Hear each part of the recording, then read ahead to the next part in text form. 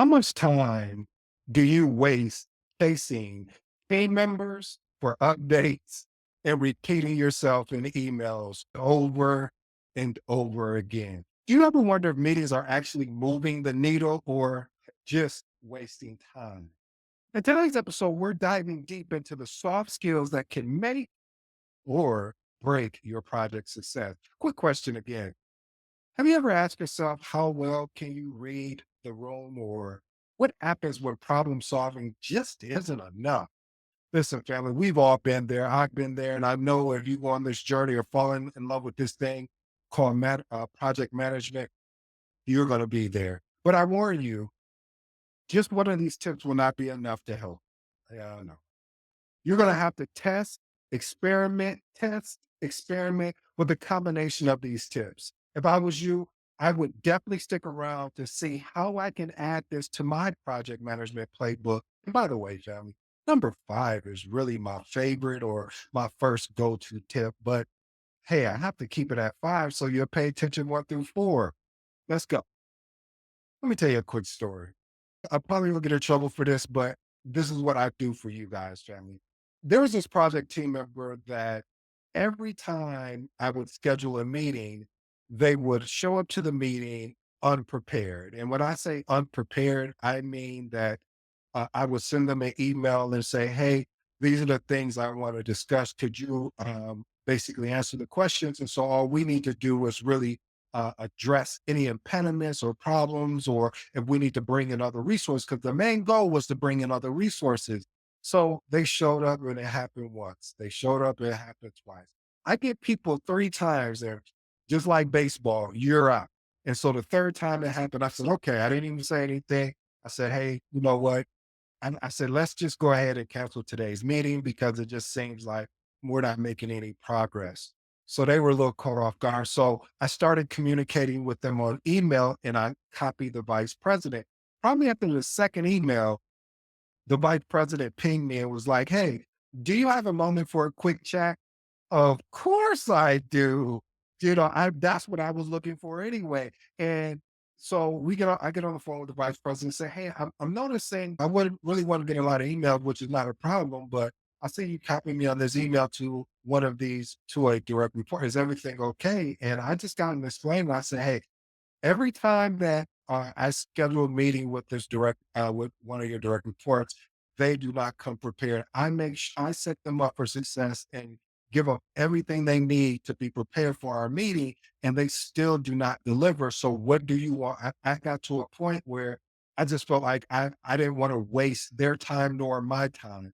And because I really felt like time is the most valuable asset. You get your money back. You get so many different things, but time is that asset, especially as a project manager.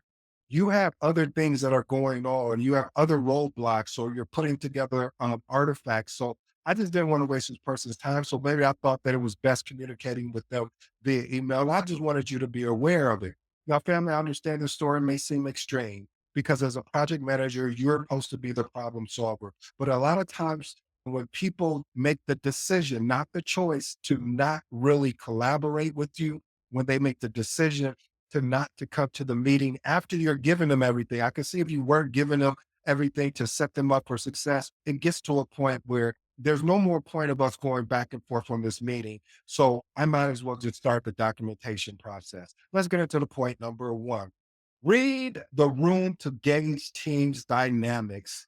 A lot of people do not read the room. Family, you as a project manager, you need to read the room. What do you mean? Read the room.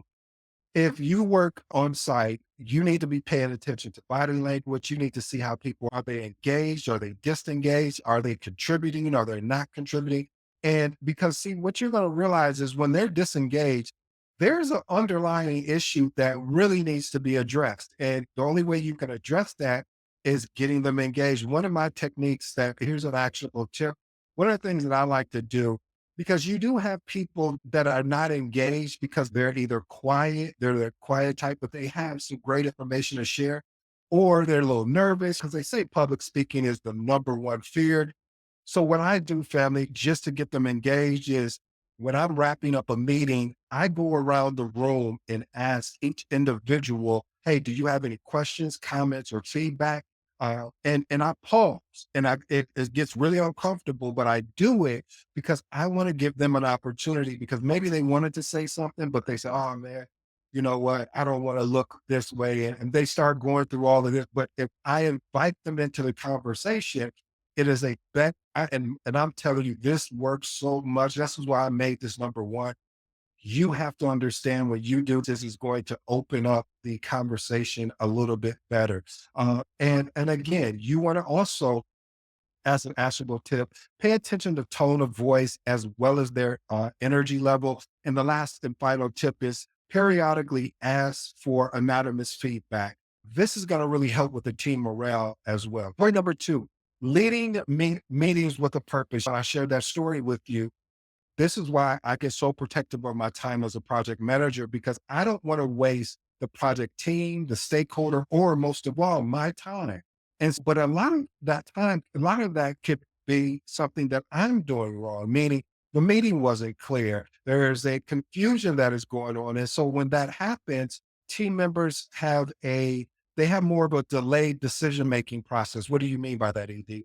What I mean is that they're like, oh, here we go, we're going to another meeting, and they're not going there to really provide updates or to solve a particular problem that they're experiencing, because the meeting wasn't clear. Now, there you could have an agenda in place. I've led meetings where I have strict agendas in place.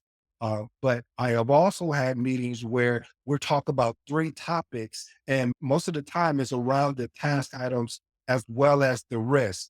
So you want to, here's some actionable tips regarding that. Keep the meeting focused, manage time effectively, and ensure everyone has a choice to contribute. Here's another, this is off topic, but on topic. When you're interviewing, as well as for a project management role, let's say that the meeting is, the interview is scheduled for 30 minutes or an hour. When you notice it get to, let's take the hour mark, it's 50 after, you should say, "Hey, we have about 10 minutes left and I want to be respectful of your time. Would it be okay if you haven't had a chance to ask your questions? Or if not, just letting the person know." Because again, that time management as a project manager is going to be key. And when you're in a meeting, and especially when you have back to back meetings, you want to make sure that you're getting into the meeting, getting the information that you need, as well as providing the proper support and getting out of that meeting. We can end the meeting early. Hey, we're going to end it early. I don't want to, um, have a meeting where it's not functional, where it's not beneficial to the project team, stakeholders, as well as myself. And then always at the end, what I also like to do, and I start doing more of this, is summarizing my key points at the end of the meeting. When I say at the end, not, of course, the meeting recap, but I am talking about, hey, these are the three things I believe we discussed. Correct me if I'm wrong, one, two, or three, or how many items there is.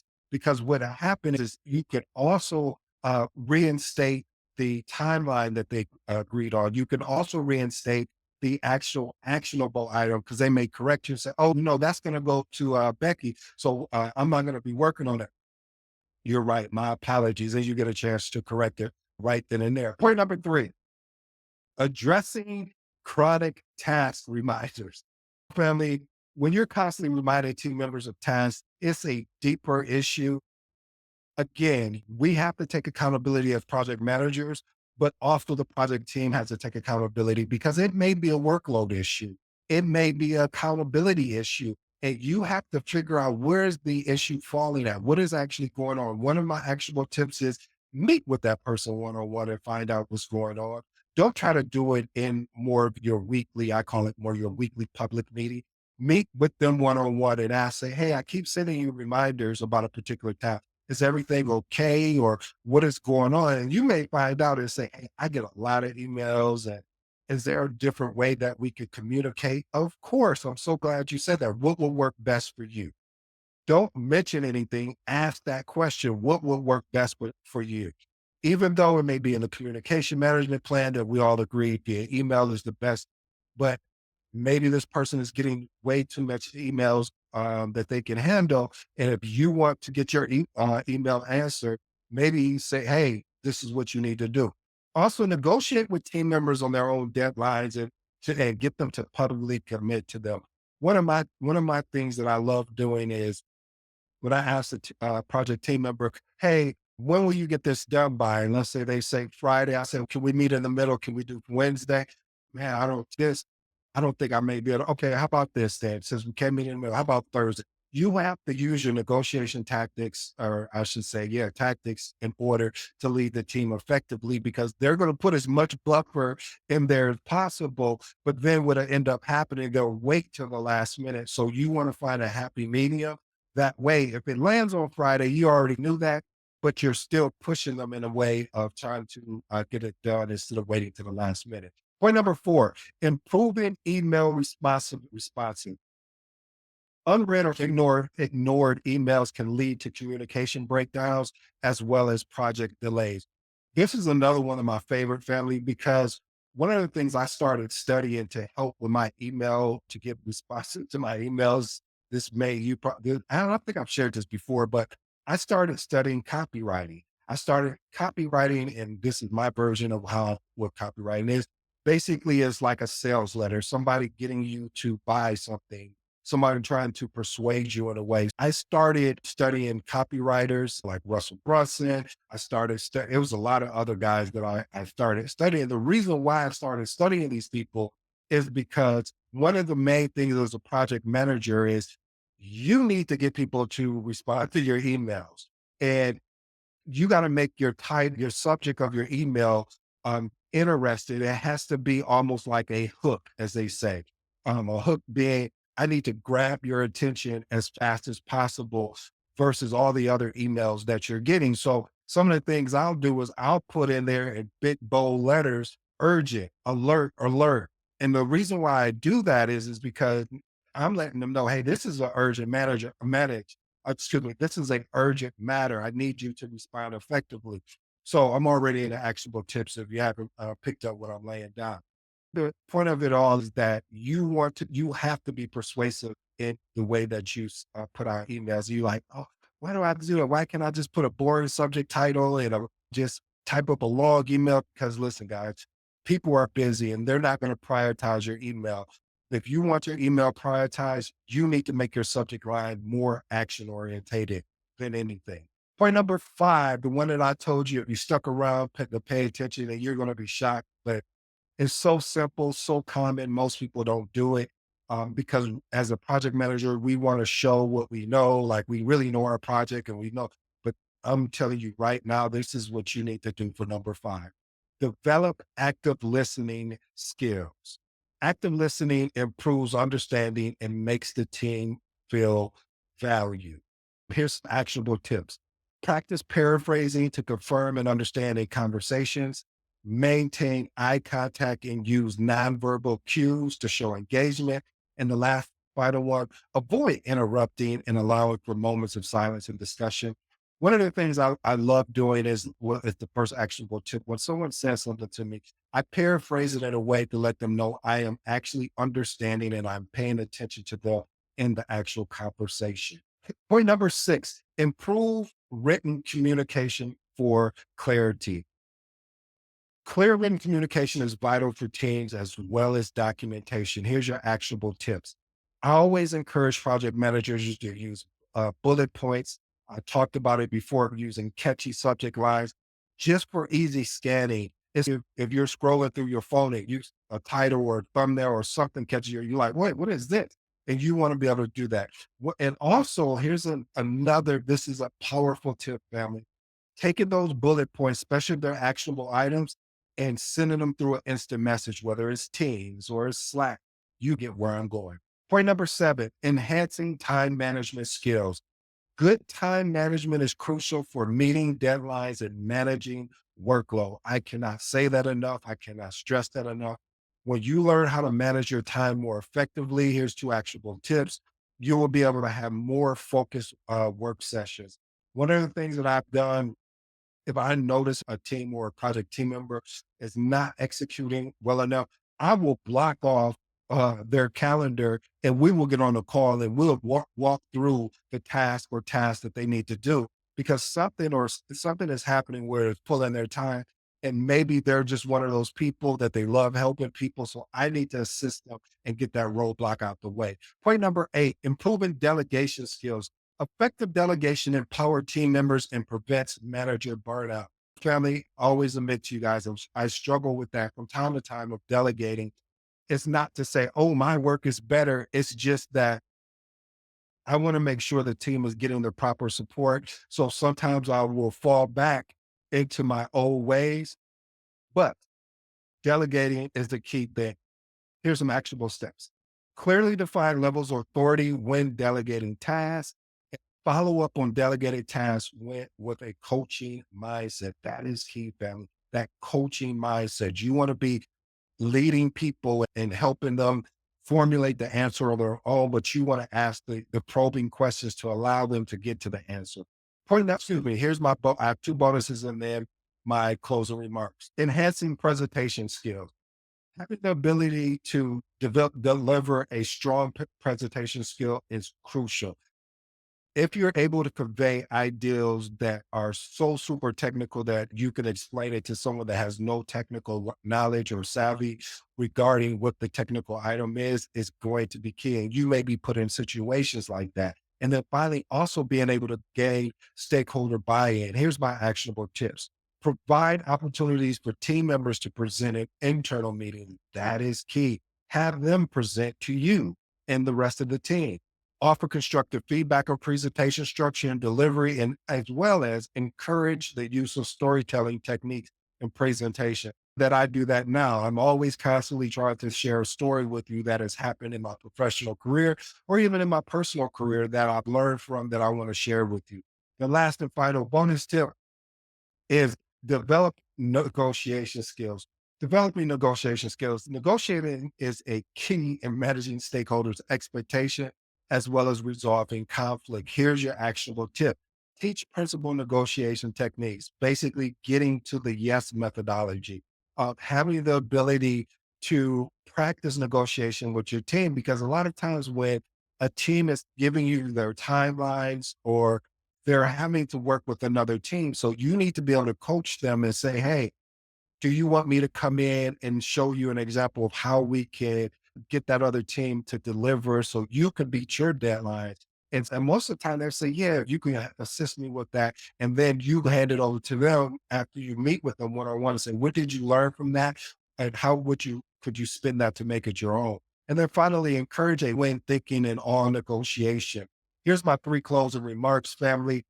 First, point number one, improve written communication for clarity. Like I said, when you are sending out emails, especially this is I consider it, they say it may be a hard skill, but I really think this is truly a soft skill to be able to take a message and condense it down into bullet points that is something that is readable and actionable for the end user. You want to make sure that you have something in your subject line that is catchy, get someone to stop scrolling through their email so they'll actually read their email. Point number, well, my other one was developing an active listening skills. So many people are so quick to talk and so quick to tell you what they know.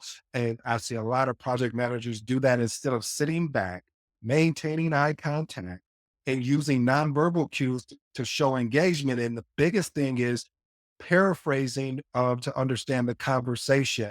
And then my last and final one is what I always tell you guys about and I always share about. And this is something I practice day and day is reading the room to gauge the team dynamics. Sometimes you're going to, as a project manager, you're going to have to engage people that are not engaging with you. I know it's frustrating. It's like, why are you on this call if you're going to be silent? But it's again, like I said, the number one fear is public speaking and they may not feel comfortable. So you need to be engaging with them and saying, hey, any questions, comments, or feedback from you? By the way, do you have any thoughts about today's conversation? You want to get them talking and feeling comfortable. And sooner or later, you won't even have to do that because they'll automatically be jumping on it. Family, I hope you enjoyed today's episode. I go by the name of ED. I really, truly thank you for tuning in today. Until next time.